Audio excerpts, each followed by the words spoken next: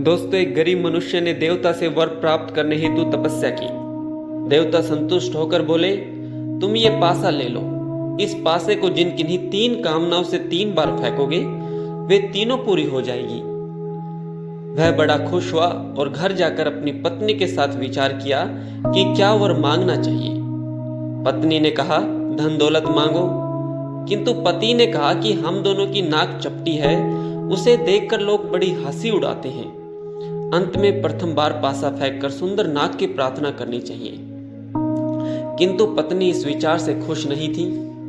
दोनों में खूब तर्क वितर्क हुआ। अंत में पति ने क्रोध में आकर यह कहकर पासा फेंक दिया कि हमें सुंदर नाक मिले, सुंदर नाक मिले, सुंदर नाक मिले। आश्चर्य से जैसे ही उसने पासा फेंका, वैसे ही उसके शरीर में 3 सुंदर नाक उत्पन्न हो गई।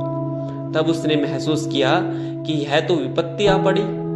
फिर उसने दूसरी बार पासा फेंका और कहा कि नाक चली जाए। इस बार नाक चली गई, उसकी अपनी नाक भी चली गई। अब शेष रहा एक वर। तब उन्होंने सोचा कि यदि इस बार पासा फेंककर चपटी नाक के बदले सुंदर नाक प्राप्त करेंगे, तो लोग अवश्य ही चपटी नाक के स्थान पर अच्छी नाक देखकर उसके बारे में पूछताछ करेंगे। फिर तो हमें सभी बातें बतानी पड़ेगी।